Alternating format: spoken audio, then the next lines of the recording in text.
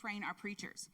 And so when those preachers are up giving their sermons, folks in the audience and me back on the keyboard, I'm like grading their sermons. Today I have some of my students here and the role is reversed, so it ought to be a lot of fun.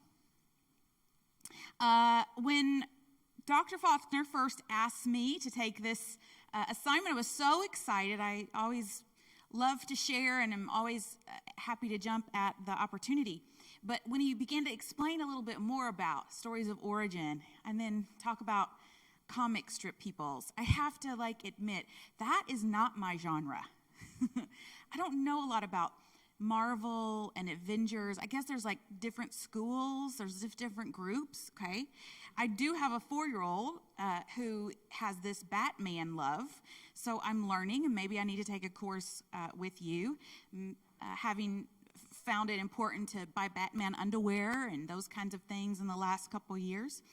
And one of the things I've learned for Batman in buying stuff for my kid, who's not 4 but 5, he just had a birthday, is that Batman has this story where he had this life crisis, right? His parents are murdered in the street, and it launches him into this life where he fights for justice. And that I can understand. That I can sort of tap into. But since I'm not so well versed in comics and their heroes and sheroes, I wanted to draw from what I know this morning. And so I want to share about my patron saint, or my patrona, Mary of Migdol. The passage I chose to read for this morning comes from Luke chapter 8, and I'll be reading verses 1 and 2 for your hearing. And it came to pass afterward that he went throughout every city and village, preaching and showing the glad tidings of the kingdom of God, and the 12 were with him, and certain women, whom he had healed of evil spirits and infirmities, Mary called the Magdalene, out of whom went 7 devils. May the Lord add a blessing to the reading of this holy word. You may know that Mary from Migdol is named in all 4 of the canonical Gospels. She is remembered as part of Jesus' inner and intimate circle. She's named 12 times in the canonical Gospels, more than most of the other apostles, and not for nothing we should mention here, the 12 might be significant. You hear a lot about these 12 men who Jesus chose to travel with him, and then there are these others. But this particular other happens to be mentioned 12 times, and that seems important. Part of Jesus' closest circle of friends, we're not surprised to find Mary Magdalene traveling with Jesus, with him until the end, named as one of the people who is at the foot of the cross, preparing to tend his body after death, where all 4 Gospels place her at the garden tomb and the scene of the resurrection. In John's account, we have this particularly beautiful story of where she encounters the risen Lord and is the first who is sent to proclaim the gospel. We believe she might be the Mary who's named in Romans 16 as Paul remembers his friends, and some of the early church fathers will remember her as the apostle to the apostles. However, they will fail to preserve her story, and maybe even decide to suppress it. Ask yourself this question. How else does such a prominent and pivotal character from the pages of the most epic tale in human history come to be forgotten? Or worse yet, misremembered? Some traditions say that Mary traveled with Jesus' mother and John to Ephesus after the crucifixion, and that she lived there and was later buried in Ephesus. Some say that she was the wife of John and was married there. But as many of my students know, what happens in Ephesus stays in Ephesus. Some traditions have her even fleeing to Europe all the way to France with the child of Jesus in her womb to birth forth a line of medieval kings. And there have been movies made about that and novels written. It's Pope Gregory V that will get it all twisted. He's the one who will equate her with the adulterous woman. And here we are now, Mary Magdalene, the red-haired siren, prostitute, and model penitent sinner for all the ages. It's only been the last decade that we've begun to confront the 2nd and 3rd century Gnostic texts from Otzi where Mary's role of leadership may have endured. In the Gospel of Mary, you see, there is this confrontation between she and Peter. And it has to do with Peter, the rock. He's sort of perturbed because she has been privy to some secret knowledge that Jesus has given her and not to the other apostles. And so the question about who knows him best or who is in charge has come up between them. And there is a confrontation. And that's interesting to us.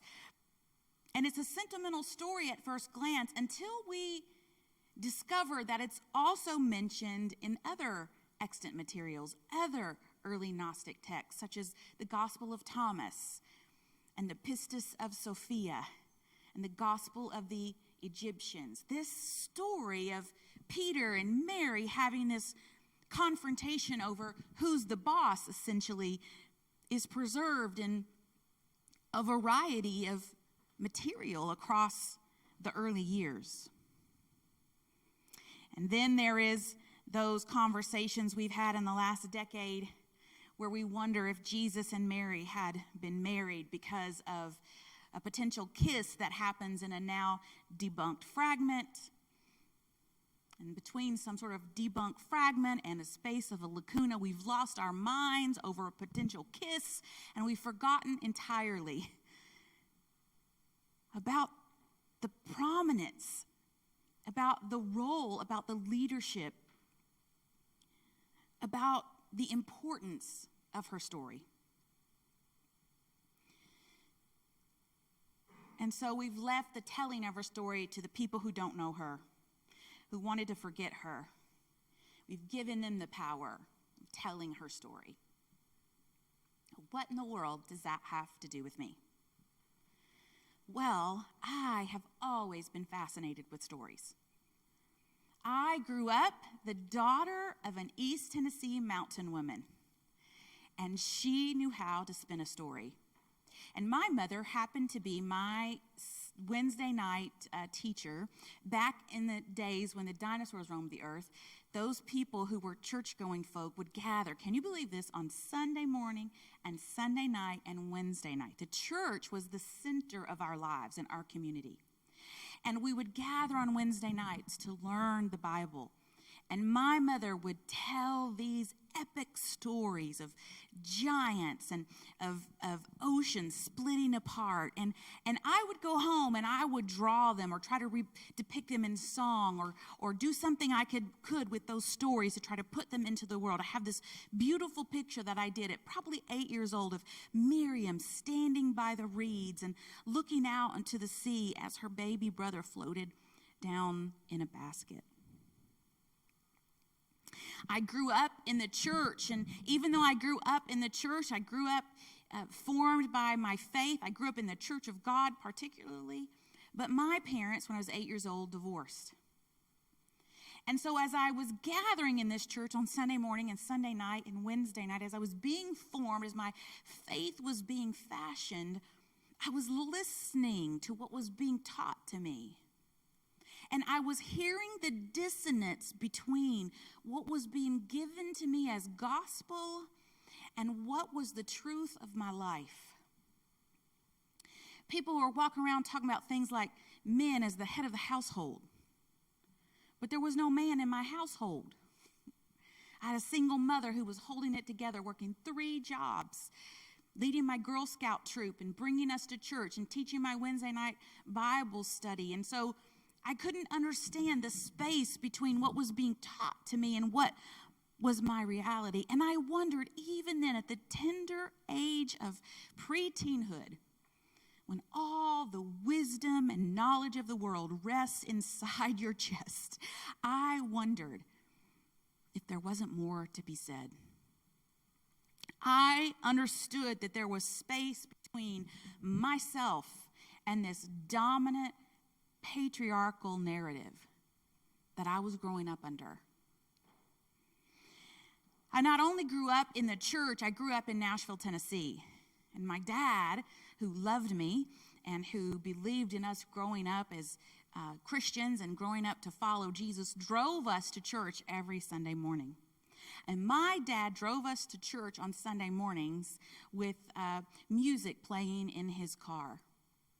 And that music was always whoever the country artist was of the time or of the bygone time. So I would go to church in my dress and polished shoes and my hair swept up in a bun, listening to the sounds of Tammy Wynette and George Jones. I would listen to Merle.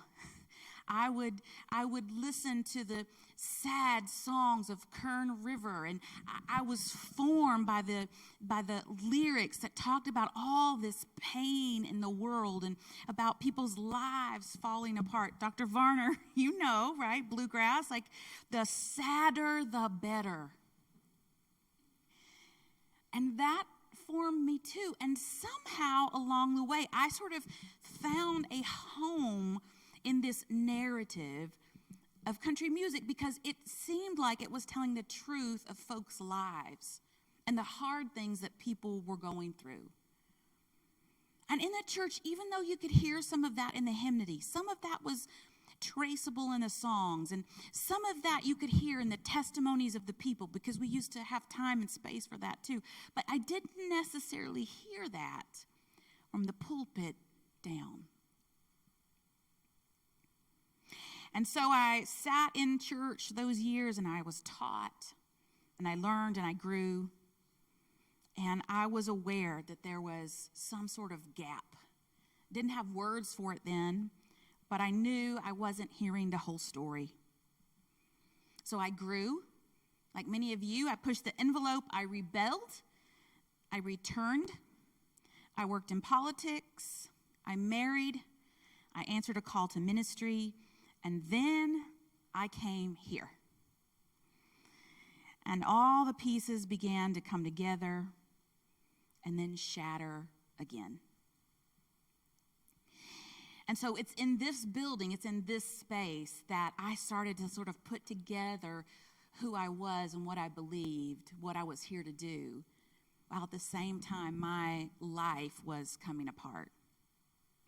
Now, I feel like I've told this story 100 million times. I am an open book, and I share this very openly. But because Todd asked me to share about my origins, there's just no way to get around this part of it. So bear with me. Part of who I am and how I came to be who I am started in this place. And it started with the loss of her and him. Yesterday was my little sister's birthday, and I was in seminary in my last semester.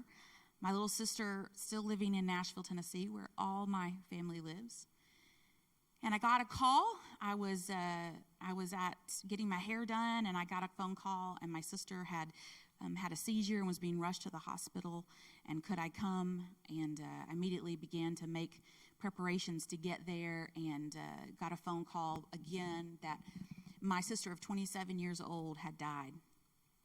Her heart had stopped beating, and she had had a seizure in the floor of her home in front of her blue recliner while her children, 7 and 4 and 6 months, looked on. And everything in the world stopped. And everything in the world shattered. To this point, I had believed in a God who rescued us from bad things and who took away our burdens and who kept the people we love from being sick and certainly didn't let people we love die. Believed a God who was in control of everything and who heard and answered my prayers. Why wouldn't I believe in that? I was a young, privileged white girl growing up in the suburbs in the 1980s. I watched Dynasty. But that's not what had proved out to be true, and so my faith was challenged, and I didn't really know how to move forward. I only knew that I had to. I had to graduate seminary, and I had to begin to look for a place to serve and to be, to candidate at churches and to go through all of those things while I was just a raw nerve. My grief was compounded by grieving for my loved one. So many of you know this, many of you have been through this. When you lose someone, it's not only your grief, you're broken up because you're worried about those children and you're experiencing their grief. And the image that I could never get out of my head was the image of these babies standing at their mother's casket. And I knew life wasn't supposed to be that way. We did what we could to pick up and to move on. I was called here to serve as campus pastor for Anderson University, and those were the hardest 5 years of my entire life, because what I wanted in my heart was to be home, taking care of the people I loved. But that isn't what was afforded to me. I did the best I could.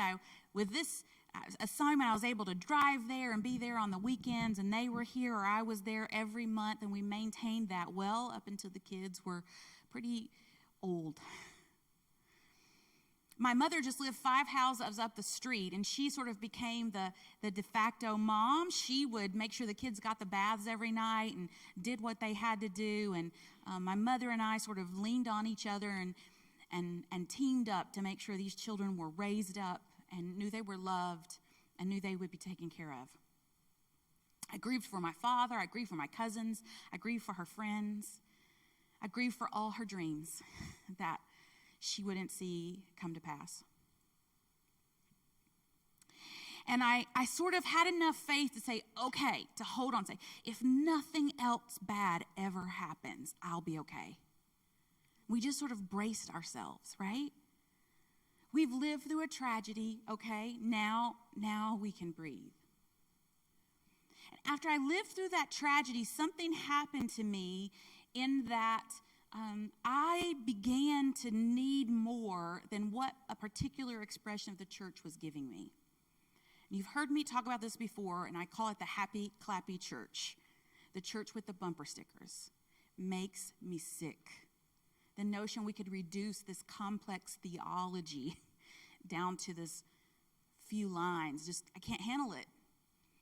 And so I went searching, what does that look like then? Where do I find home? Where do I find base? And I'll tell you that I found it in a strip club. I had this simultaneous call to begin to love women who I believed didn't know they were loved by God. Do you know why? Because I didn't feel loved by God. And I was hungry to connect myself with the stories of women who understood what it felt like to believe you were abandoned by God. And that, with some cupcakes, is how it all began. My mother stood in that place, and we kept the thing going, and we kept it all together, and we did what we could to make everything special and new and shiny. And then my mother got sick. I had been in Syria over the Christmas holiday, and I had just come back, and she'd fallen ill. This is after we'd buried my grandfather. And she just wasn't getting any better. And she was in the hospital. She fell and broke her hip on March 27th. And I would drive home and be there Monday and Tuesday, and I would come home on Tuesday night and teach a class, and then I would go to the strip club on Wednesday and teach my classes on Thursday and Friday, and then head back down to Nashville. And I sat with her around the clock, as did my aunts and cousins and best friends, and my father and his wife, whom she divorced 30 years before. And we sat in that room, and she just didn't improve. And I remember saying to God, how can you be good and this be my life? On Easter Sunday, I was leading worship at Madison Park, and I got the call to come home they'd done some more tests, and it turned out her breast cancer had returned. It was metastatic. It was all over her body. It was in her bones. And could I come? We drove home on Easter Sunday in the rain, and I pleaded with God to rewrite this story, to make it different. You are the God who heals. I know you can do this. Why in the world would you allow this good woman who has taught the children of your church for 40 years to die with pain in her bones? Her hospital room was covered with cards and letters and pictures that the kids had drawn, and we would then drape those over the casket when she passed on Mother's Day. And I said, she spent half the day with me and half the day with my sister. She never played favorites. I kissed her, and we prayed over her transition, and we gave her back to God. And then his spiral was deeper and deeper and deeper. So I went to the University of Notre Dame to study suffering, to study Mary, to begin to put together what I believed about what was happening in my life. And I learned that suffering can be redemptive. And I learned that from the Catholics. I learned that God can do something with your suffering. But this is a fallen, broken world, and horrible, awful things have taken place. One thing that we know for sure is God loves us, and God is with us, and God is for us. Began to put my life back together, all the while serving in the clubs, having these women who were busted up and broken down sit beside me and hold my hand and reach out to me and ask me how I still believed with everything I'd lived through. And I said, some days it's pretty hard. Because one of the things we always do is we tell each other the truth. And I respect that about them, and they respect that about me. And then in 2014, another phone call came. And this time the phone call was about my 18-year-old nephew, my sister's son, who had been 7 when she passed. And he'd been hit by a car just in the curb on the front part of our yard at home, and hit and run. And he was brain dead. And could I come home? And threw clothes into a suitcase again, and I rushed home. And this time I remember pleading Ezekiel 37 in the dry bones. It was like, I know what they're saying, but I know what you can do. I know who you are. This baby hasn't even had a chance to live. He's lost his mother. He lost his second mother. The least you can do is raise him off this table and make him well. But that was not to be. And so I gathered with what seemed like half the city of Nashville and our home church and everyone who loved us. And I went to him, laying on that gurney, big and strong, strapping 6'4", handsome boy. And I anointed his brow, and I gave him back to God. And I thought I'd never breathe again. I could hardly walk on my legs. My friend Jen Kreider, my friend Erica Martin literally bore me up in the service. It was like death after death after death. I said to my husband, we're like the Kennedys without the money. Because you have to keep your sense of humor. And so we went through that season and we went through that time. And I remember coming back here and saying to my students, hey, I got nothing. I got nothing. I believe I will see the goodness of God in the land of the living. That's all. I believe God loves me. The only thing that is saving my life right now is that people are loving me, and I'm experiencing God through those people. And I need you to love me. And some days I'm going to come here and I'm going to be a hot mess, and I need you to forgive me. And those students and this faculty held space for that. Made it okay. And I went because I had already paid for my ticket to this event called the Justice Conference. If you've never been, you need to go. This particular year was in Los Angeles, and I meant to bring this picture for you to see, but I flew there. My husband, I said to him, I just can't do this. I can't be on a flight. I can't be out here. I'm a mess. And he said, I'll go with you. He cashed in some Sky Miles. We flew to Los Angeles. And so we left the dreary, cold, gray, that is the January of Anderson, Indiana, which is when we always invite the little sibs to campus and go, come here, right? I was like, let's get out of here. And so we went to Los Angeles, and I shopped on Rodeo Drive. I met Kyle Richards from the Real Housewives of Beverly Hills in her store. I sat and had Chipotle on Santa Monica Boulevard, and the sun just started to heal. But I have this picture. We were going through the airport, and we bumped into my friend Jim Lyon, and I took a picture with him. And if you could see this picture, my eyes are you can not even see an eyeball. Like, my eyes are puffy and scrunched. It's like all the grief in the world I was just carrying weighted on my body. My husband went with me. We went to this conference, and I sat around the table with people who were doing work like I was doing, and I understood I wasn't alone, that there were other people working to serve women